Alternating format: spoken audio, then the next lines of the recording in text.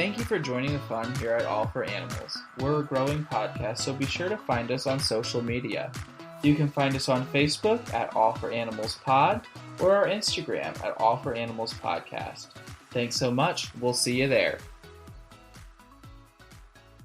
Hello and welcome, everybody. I am Rachel. I'm Peter. And this is All for Animals. Alrighty, so today we are going to be talking about some of the various dog sports that you can get involved with to keep both your dog and yourself active and happy and burn off some of that extra energy, reinforce their obedience training, and just have some good old-fashioned fun. I don't know a whole lot outside of the basics of like agility and dock diving and barn hunt. Okay. So I'm curious as to what research you've uncovered and what further details you have for me. So much like all of our listeners, I will be listening intently to learn a thing or two. Well, so take it away, Rachel. Thank you. So it's a good thing you mentioned agility and dock diving.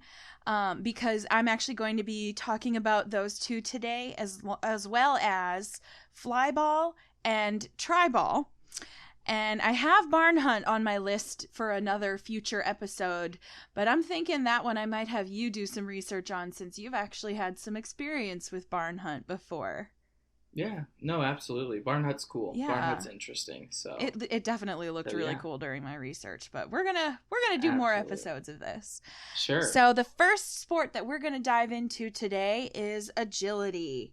And in agility, your dog follows your verbal cues, and there can also be hand signals, to get through an obstacle course as quickly and accurately as possible. So this is the one that has like the poles that the dogs weave through, the big teeter-totter thing, the tunnels to crawl through, all kinds of like the A-frame, all kinds of nifty stuff. And treats and other like lure devices, so toys, anything like that your dog would be following, are not allowed. And the handler is not allowed to touch any of the obstacles on the course or their dog while they're competing. And so it is all recall and obedience. So it's a really, really good one for a dog that you already have like that really intense bond and trust and everything. You know, you can count on their recall and just plain verbal cues for them. Correct me if I'm wrong. Unlike, like conformation showing, agility is not breed specific or purebred specific, much like barn hunt and the dock diving, correct? Exactly. Now there's a couple different organizations in the U.S. that oversee agility events, and one of them is the AKC. Now, for AKC events, your dog does have to be a pure AKC recognized breed and have those papers. But there are plenty of other organizations where absolutely any breed or mix is allowed. And it's really easy to find those even on just like the AKC website, and like there's national organizations besides AKC that oversee them as well. And I'm going to be including those links in our show notes so that people can find those resources, so that it's not just the purebred dogs that get to have all the fun. Right. Yeah, no, I figured that much. I mean, when we did barn hunt, just rather briefly, of course, my mom has rescues, so there no AKC anything on our part. Sure. But she was competing next to, purebred AKC registered dogs. So that's why I asked. But yeah, that's interesting. It's more of just a matter of like, your dog's recall level and their obedience level, and has less to do with like the genetics, which I think is kind of cool. Yeah, it's like fantastic. Dog to dog personality. Yeah. And I mean, the vast majority of these dog sports are going to be that way. There are certain places or organizations that will be more breed specific or purebred versus, all breeds and mixes allowed kind of thing. But that's simply because not being devoted to the dog's appearance or structure means that anything goes as long as the dog is healthy and able-bodied. So it works great for literally any breed. So I like that. Right. So, Right. Absolutely. did you know how agility actually like got started as a thing just in general? No, I have no idea. Okay. I don't know much about agility. It's great. It's so interesting. I Yeah. love watching it. Um, but as far as like the history or really like the nitty gritty, like what goes into it, it's just all right over my head. Yeah, I didn't know much about it either. Like, I've watched some of the agility trials and stuff, and I do think it's really cool. And I've always wanted to try and get involved in some dog sports. And after doing this research, I think I'm going to. But I did find out that agility specifically started out in the UK in the late 1970s as simply a way to keep all of the audience entertained during intermissions at traditional dog shows. So it was literally almost just like a circus act to keep people entertained while different events were being set up in dog show world. Interesting. Yeah. Interesting. So agility came to be before any of these nationally recognized groups did and associations. Yes, it's kind of the first really, I guess, modern recognized dog sport. Like, I know that there are others from the past, like the fox hunt and things like that, that are not really done anymore, but there are variations of them that are done now, at least here in the US. Things like nose work, which I'm also going to talk about later on in this episode, and like sheepdog trials and things like that. But it appears that, and I could very well be wrong, but it appears that the agility it was kind of the front runner. Okay. Interesting. So any breed can participate in agility, but there are some important traits within your dog to look for to tell if they're going to be an effective agility dog. And that's going to be an excellent drive, and that's going to be pretty necessary for most any dog sport, is that drive. They're going to need to want to be active and everything. Reading and interpreting their handler's commands accurately, so that's going to go back to the obedience training, the recall, and obviously for things like agility, you're going to have to teach them some more specific commands. If your dog can't be counted on to respond to your commands all the time and very, very accurately, then they might not be the best fit for agility, or it might just be something that you guys have to work on in order to get up to competition status, I guess. Like that need to please. Yeah. That not even necessarily food motivation, just like that need to please, that desire. No food is allowed on the course, so it has to be all verbal. And you want your dog to have good speed and stamina, balance and coordination, because they are going to be going through an actual obstacle course. So you want them to make as few errors as possible, and that'll get you a better score. You want them to have great hearing and vision, again, to help them navigate that obstacle course. And you want them to not be easily distracted by other dogs, because there will be other dogs along the sidelines. There will be other events going on and whatnot. So you got to make sure that your dog can still focus on you if there's other stuff going on around you. Right. Okay. There are even actually special training classes specifically for learning the ins and outs of agility, or you can also just join a local dog sports club. Some of the national organizations that, again, I'm including in the show notes, they'll have resources where you can find places to participate in classes, events, and even competitions. It seems like a pretty interesting and kind of melting pot of a community where, you know, you've got the people who are just like all dog sports all the time, and then you've got the ones that are just kind of there to have some fun, and I think that makes it seem much more welcoming and inviting for anybody who's really new to the dog sports scene, you know? Oh, I agree. Well, and the biggest thing that I hear from people that don't necessarily have a purebred animal or an AKC registered animal, like, okay, for example, my mom, when they did barn hunt, she liked the idea that she didn't feel like our dog was necessarily like looked down upon, which I don't know that purebred people really do that anyway, but there's maybe some stigma attached. And she liked the fact that some were purebred, some were rescues, and some were just, mixes that came about through, another third party. And that wasn't even, that wasn't even part of it, Yeah. it was just dogs. Yeah. And I think that is kind of when, anyone starts to kind of feel welcome, when there's less of an expectation for like the look or the lineage or the history of your animal, and just, is your dog a good candidate for this sport specifically?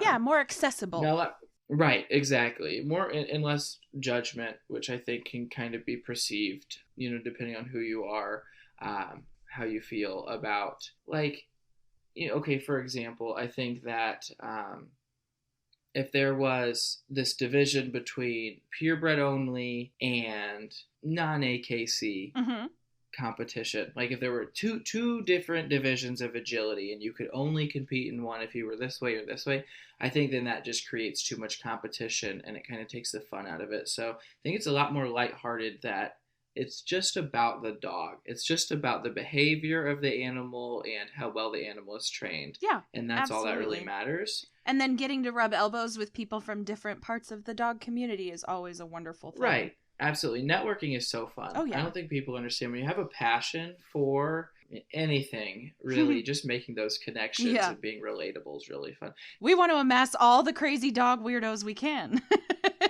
Or I guess I should say animal weirdos. Yeah, I was going to say, I'm not dog specific. I'm just bad shit animal crazy. Same. It doesn't really matter what. Now, is agility something that you would ever take up? Agility specifically? Is that Absolutely. a dog sport that you... I think it looks really cool. And I mean, I don't think that any of my current dogs would be great agility candidates, just because Magic and Miyagi they're really old.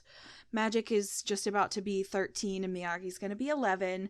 Magic has a bum knee, and they are, like, Miyagi is extraordinarily food motivated, but he is way too easily distracted. He would just get so excited, not even by the other dogs, but the people. We go to any place where there's dogs and people, and he immediately turns into the biggest attention whore, just wandering from one person to another, demanding all the pets, and that's exactly what he would do. But way too much stimuli. Yeah, he's just too much of a lover. He can't focus on a task. He's got to go love on everybody. But and Logan, he wants to play nonstop. So he's got that drive, but I don't know if he has the discipline for the obedience or the ability to stay focused. Logan's just Logan. Yeah.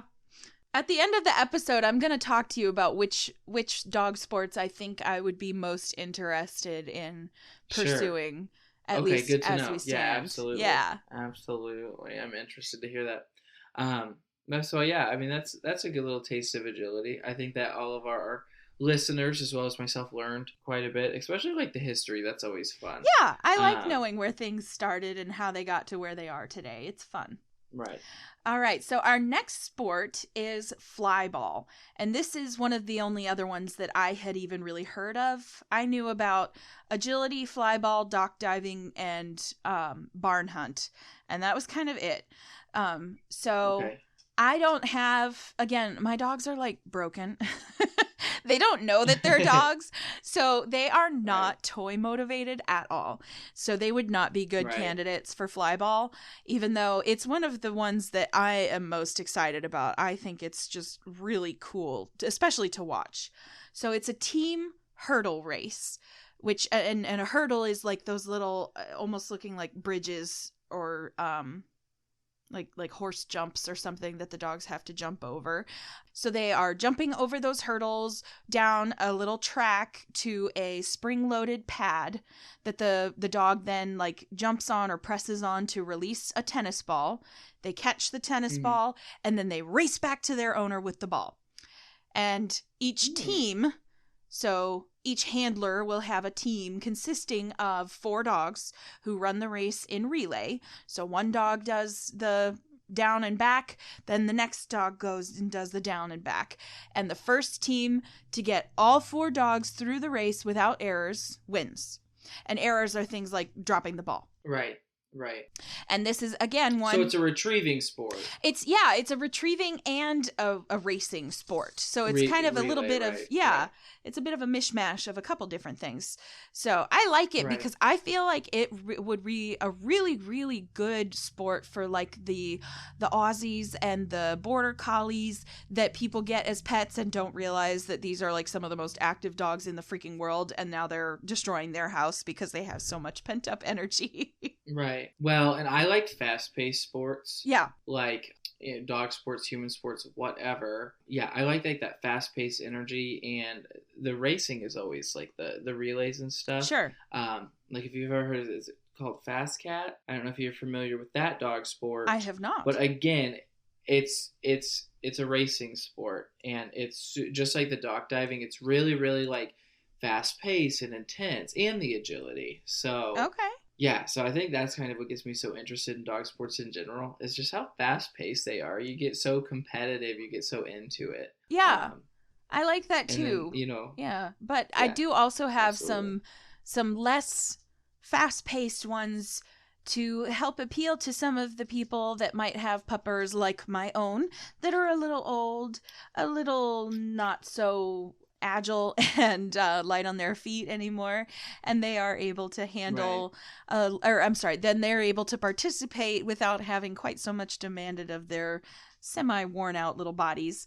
That'll be a little bit later on in the episode. But back to flyball for this one. Again, any breed can participate in flyball, but the only requirement really is that they must be large enough to be able to trigger that spring-loaded tennis ball on the course. So extraordinarily small breeds like Chihuahuas, Papillons, they may not be ideal. But I was gonna say, could you imagine like 4 dachshunds competing on one team? It's like now a full-size dachshund might be big enough to trigger that tennis ball, but the minis probably not. And even the speed. I don't know that they would have speed mapped down either. Those little sausage dogs. Yeah, those long backs might hold them back, but you never know. So absolutely. The traits of any good flyball dog should be speed, agility, balance, a love of fetch, and of course, again, with the not being easily distracted by other dogs and people, because from the videos that I've looked at least, it looks like there's usually more than one team going at once. So they'll have like multiple tracks set up, so there's multiple teams competing all at once. So if you have a dog that's gonna go, "Hey, squirrel," as soon as they see another dog, probably not the best. Yeah, right. I think that with most sports, the dogs kind of have to be A, not dog aggressive, and B, not easily distracted by other dogs, because most if you're doing of them, a dog sport, it's safe to assume there's going to be multiple dogs. Most of them, absolutely, you are correct. However, I have included 2 options for dogs that are either reactive or fearful and can't handle being around other dogs, because I do think that there should be options for every type of dog out there, and these dog sports are a fantastic way of building that bond with your dog and even helping them kind of come out of their shell if they are very timid and anxious or even reactive, aggressive. Well, it just helps stimulate their brain, isn't that the whole really the whole point, and in a constructive way. Yeah, it's a very good structured way for your dog to burn some energy, have some fun, do some bonding. Yeah, absolutely. So my next sport is dock diving, and that one is pretty self-explanatory. Dogs simply jump from a dock into some sort of body of water. So sometimes it'll be a pool, others it's a lake or a pond, and the dogs are aiming either for the greatest height in their jump or distance. There's different variations depending upon the club that you're going to and even just the particular event. So for this one, obviously, your dog is going to have to enjoy water and be able to swim very well as being a very strong jumper and having great endurance. And they're going to need an extraordinary desire to fetch, which none of mine, well, Logan has that, but not my two Havanese, Magic and Miyagi. They don't seem to understand what toys are for. Logan could dock dive. Oh yeah, he totally He's just could. stubby. I don't think he'd get very high or far, but he'd have fun with it. He would absolutely have a ball with it. Yeah. No pun intended there. Yeah, absolutely. So that's kind of all I really found on dock diving. It's a very simple sport, and it's kind of explained right there in the name. But and it's really competitive. It too. is, yeah. I know a lot of people that do the dock diving, and I mean, I have connections in the animal world to folks that got 3 or 4 dogs specifically for dock diving, and I'm gonna let you try to guess what breed she picked. I'm going with Goldens. Close. Okay, Laps. Little smaller, a little more slender. Okay, Border Give me Collies. one more guess before I tell you. Yes, Border Collies. You're exactly right. Yeah, so she has quite the collection now, and a lot of them do the dock diving because I think that it's like me and hedgehogs. Once you get into the dog sports, you just get so wrapped up in it, and you just love it so much that you just, you enjoy spending a lot of time doing it, and meeting milestones and goals. So it's addictive. Why not have 5 dogs compete? Exactly. Yeah. It's a fun little high. Yeah. So I have to say, I mean, I've been thinking about getting my next puppy sometime within the next couple years. And I'm thinking as soon as I do, I'm going to make some kind of dog sport a priority with the new puppy. I would like to as well. It's a very big time commitment, and maybe that'll be a later in life thing for Pete. Yeah. But most definitely, I would like to have a miniature poodle. You know me, all white. I want a standard all white. Do you want a standard? I just like the idea of something a little smaller I could take to work with me. A little bit more portable, being like with the breeding, I'm flying a lot, and just access to take the animal on the plane with me. Additionally, obviously, I would want to compete in grooming competition, and then I feel like a poodle's a pretty versatile dog for any sport. Oh yeah, absolutely. I could do agility, barn hunt, fast cat, all that good stuff. So yeah, I think that's my breed of choice, but we'll get there. I'm pretty sure we already knew that poodles are absolutely your breed of choice. Yes. Forever they will be. Oh yeah. I'm thinking my next dog will probably be a Sheltie. I'm not sure, so don't quote me on that. Yeah. Sure. Yeah. Well, that's a wonderful thing about me. You never really know. Who knows? Especially, I never know what I'm bringing home. If I go to a breeder, picking up one animal, I may come home with 3. If I like the personalities and the genetics enough. I might honestly be more surprised if you didn't come with more pets than you anticipated. Right. Well, you get this mentality, what's one more? And I think I've probably got like 8 or 9 what's one more hedgehogs. But anyway, off topic. But so what is the next canine sport that you stumbled upon doing some research? Yes, so the next 2 that I have are the ones that I was just referring to, where you actually have the option of doing these with those dogs that are maybe a little bit older, a little less agile. Maybe they've got some arthritis and they're a little slower, or even they are the very anxious and nervous dogs, or even reactive and somewhat aggressive with other dogs, because other dogs are not required for these 2. So the first one is nose or scent work. It's known by each of those names. And this one... Okay. This is the one that I was kind of mentioning is a little bit of a derivative of the fox hunt, since, it's quite cruel to just sick a herd of beagles onto a fox. So people don't really do that anymore. We instead train dogs to recognize a specific scent. And that's usually apparently a mixture of clove, birch, and anise essential oils. And then there's a preset arena basically that the dog is set loose in, and neither the dog nor the handler know where that little scent bundle has been hidden, and it's the dog's job to find it, then alert their handler that they've found it and then go back to the judge within a set amount of time. And so similar concept to Fox Hunt, but it's actually only been officially around since 2006. So it's a really new, fresh. Yeah, it's a really new idea, I guess, for as far as like the organizations go. Right. So this sport is a bit more relaxed and less active. So your dog can kind of take their time.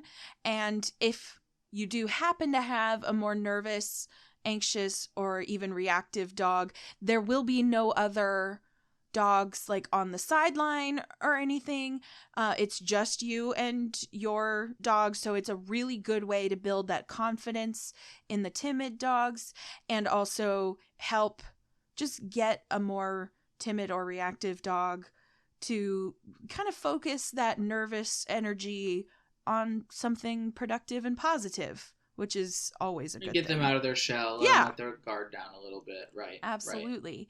And the best thing about nose work is that you don't have to even join one of the local organizations or anything in order to practice it. It can literally be practiced anywhere your dog can go, which makes it completely accessible for absolutely anyone interested in it.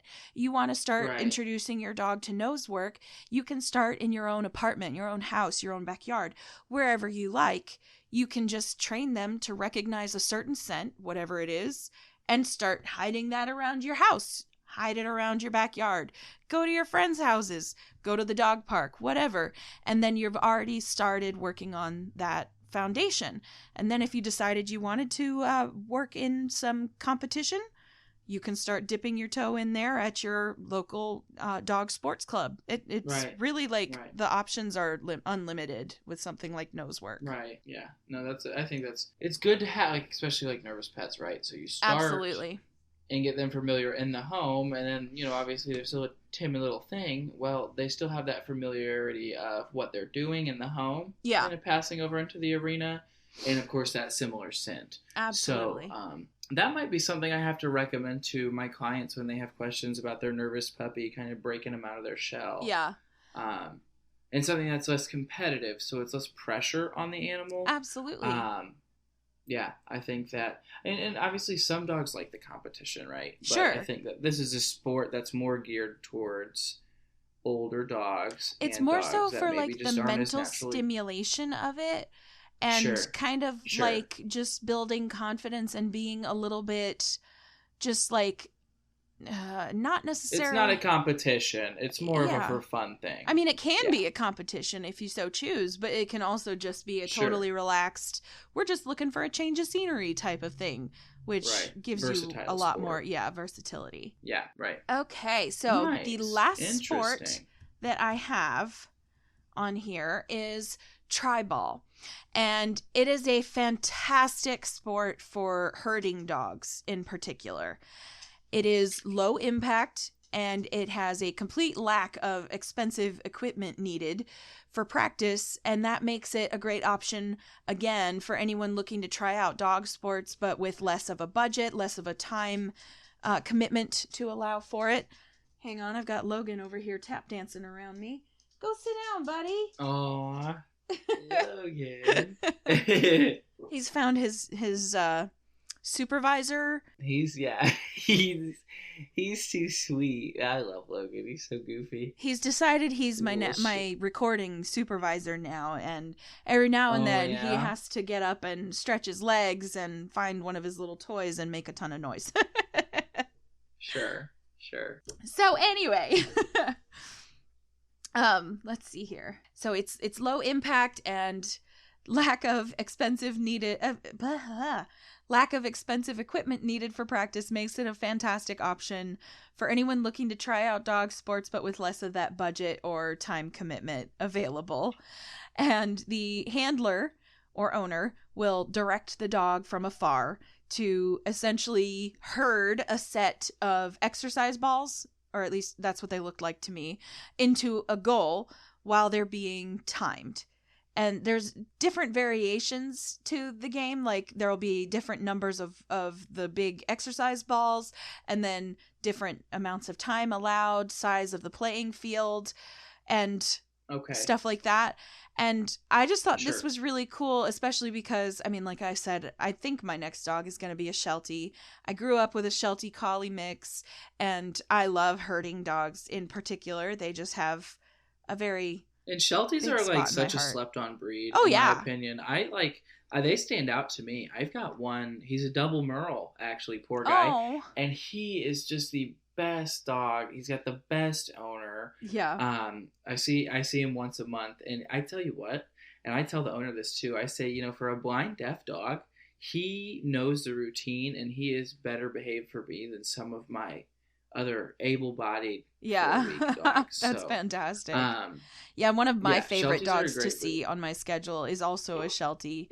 His name is Jax, and thankfully he's a pretty healthy little dude, but oh my gosh, he's so sweet and so loving, and he's also a once a month type of dog and does really well for the whole routine. His least favorite part is anytime I'm not touching him. So he gets sad if I'm not That's the same running with the my brush dog. over Yeah, him. if I reach for a brush or if I reach for my phone or I have to text a client, he'll start yelling at me. Yep. Like, hey, fucker, this is our time. Mom's paying for it. Better fucking brush me. anyway, get off topic, but yeah. So Tribal is one of the lesser popular dog sports, I guess simply because it's still pretty new to the dog sporting community, and I guess it's just a little bit lesser known. And it's only been around since 2009, so it's even younger than Flyball that we were talking about earlier. And it's another great option for nervous or reactive dogs, since only one handler dog team are allowed to compete at a time. So your pup won't be dodging other dogs or being distracted by them on the sidelines or anything like that. And I have a quote here from professional dog trainer Diana Stearns, who is also the president of the American Tribal Association, or the ATA. And she believes that Tribal is a fantastic way to have fun and strengthen the bond you have with your dog. And she says, what I love most about Tribal is the process of watching the dog and owner work through the process. Since dogs can't talk, it's like in cartoons where the light bulb goes on when the character has an idea. When you see them get it, they really get it. After that, you can't stop them from pushing the ball. I just thought that was so cute. Like, she's illustrating how it's even addictive for the dogs themselves, not just us humans. Right, absolutely. Okay, so those are all of the sports that I had lined out for today. But now I have a few just kind of notes, I guess, about starting to work with your dog in any kind of sport or even just like training period. And that is like, so I know that most people's first question is, how can I work on training my dog? And my answer to that is always positive reinforcement. The best way to get your dog to do what you actually want them to do is to show them that you want them to do it. And the best way to do that is to give them something positive. So if your dog is very food driven, give them a high value treat, give them peanut butter, those like liver treats, something that smells really strong, and they're going to get real excited about it. If they're more play driven, have a favorite toy ready to give them a fun little session with that toy, playing with that for a few minutes when they get something right. Or if they're more attention driven, like Mr. Miyagi over here, then you can just throw them a parade, give them all the lovin's and pets and scritchies behind the ear every time you are wanting to reward them. Yeah, so yeah, I mean, more often than not, even with obviously with grooming comes training. You Yep. know this, Rachel. I was just at my vet yesterday, and she pushes her clients the same thing. Don't wait till your dog's 5 months old. It doesn't need a haircut. Well, no. You want them to go to the groomer when they don't need a full haircut, and they can learn the table, and that we're not doing a full intense haircut.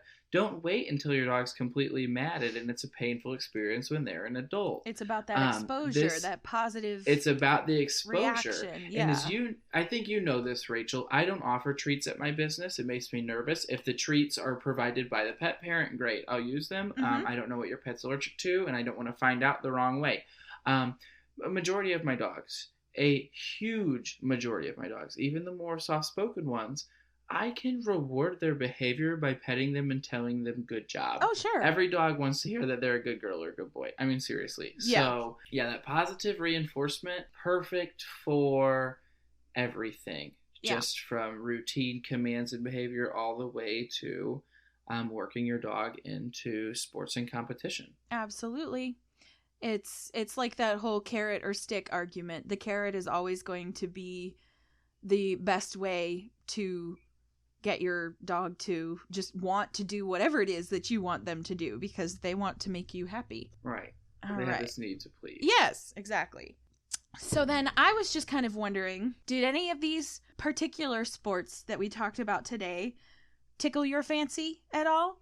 Because I know which ones I'm leaning towards. Well, so I learned a lot. Sure. Obviously, I hadn't even heard of Tri-ball. I have not even heard of it. Well, and you said it was newer. Yeah. And kind of up and coming. I've always been partial to the dock diving, agility, and barn hunt's okay. It's a little too slow paced for me personally. It is small animal involved, obviously, because there's rats. But like fast cat is another thing that I'd be more interested in. If I ever have the time to settle on a dog sport, it would probably for me would lean into agility or dock diving. I just think dock diving is the most badass thing out there. Awesome. It's really, and I can watch YouTube videos and I can watch these Facebook videos, and it's just as entertaining as if it were in person. So I can't even imagine how into it I would get if it were my own dog competing and not just a friend's dog or a colleague's dog. So, absolutely. We even have a dock you? Diving club here in my town. We do too. It's really popular. It's everywhere. It's very popular here. Yes. So now what about you? Obviously you think agility would be I like the idea of like agility. Get involved with. But I think honestly I'd probably lean more toward Tri-ball. Just because, I guess mostly because the herding dogs kind of have my heart. Like even the Havanese, they were originally herding and circus dogs. They would herd chickens and they would be trained to perform tricks for circuses because of how unbelievably eager to please they are. So I didn't even think about it at the time, but I still managed to stick with my herding dog preference even when I got the Havanese, which most people don't tend to associate with herding. And so I don't know. I think it seems extra whimsical too, because you've got this dog just kind of nosing around these big old yoga balls or something. It just seems adorable, whimsically entertaining. Right. So I think that's probably what I would lean towards. That's a good way to put it, where there's no pressure. It's just kind of laxed and run around and sniff around. Yeah. It'd be cute. Well, and see, cute too. So you know too that my dogs are the laziest little bums in the whole wide world. They sleep 20 hours a day. So sure. I think that probably influences my thinking on it right now, since the more relaxed and just kind of cute and fun atmosphere is just how things are with my current pups. But maybe when I get my next puppy, it'll be a little bit different. Who knows? Well, and that's the beauty of game versatility. It doesn't really matter. It's more about the personality of the animal you get, right? Absolutely. So that'll kind of sculpt your ability to pick and choose what sport you want to do, and at the end of the day, it's really up to the dog, right? So absolutely. Now, in regards to our listeners here, if any of you guys have ever competed in any sport that we have touched on today or not, I know it's something that really piques my interest, Rachel's interest, as well as a lot of the members of the general public. So do write us in a story of either your experience or maybe some fun facts or even tips about absolutely. getting started. Yeah, we'd love to hear it. I think that it's a very, very complex topic, dog sports. And this won't be the only episode we do. Oh, definitely So if not. any of you guys have more insight, me and Rachel have very surface level involvement in the canine sport world. So if any of you guys out there listening have a little bit more knowledge, or enough to create a story or an episode for us, please do write in. And Rachel, go ahead and provide the people with our email. Absolutely. Our email is allforanimalspodcast@gmail.com, and you can find us on Facebook at All for Animals Pod, and we are All for Animals Podcast on Instagram. And I was going to mention too, just think about your pup's specific interests. Like Peter's said a couple times, it's all about your individual dog. See if you'd like to try any of these sports out. Local dog clubs are a fantastic resource for learning and even just observing some of the classes if you're just trying to get a feel for it. And the AKC website also has some great information to find those clubs as well as competitions and events. And I'm going to be including some links so that everybody can check those out. And you can even find local clubs, trainers, events, all kinds of resources. Wonderful. Yeah, it's definitely something to give a crack at for sure. I think everyone should just give it a try. Yeah. And again, it's like it's a good way to make human friends too. Oh, in yeah. my opinion, because there's already, if you're interested in the same dog sport someone else is, well, there's a common interest that could spark a friendship. So, there's so much community. Absolutely. And Yeah. Nevertheless, we always appreciate everyone tuning in, listening, writing us, and kind of keeping the podcast up and moving and thriving. So Hell yeah. Thank you, everybody, for tuning in. And until next time, pet people. All right. See you guys next week.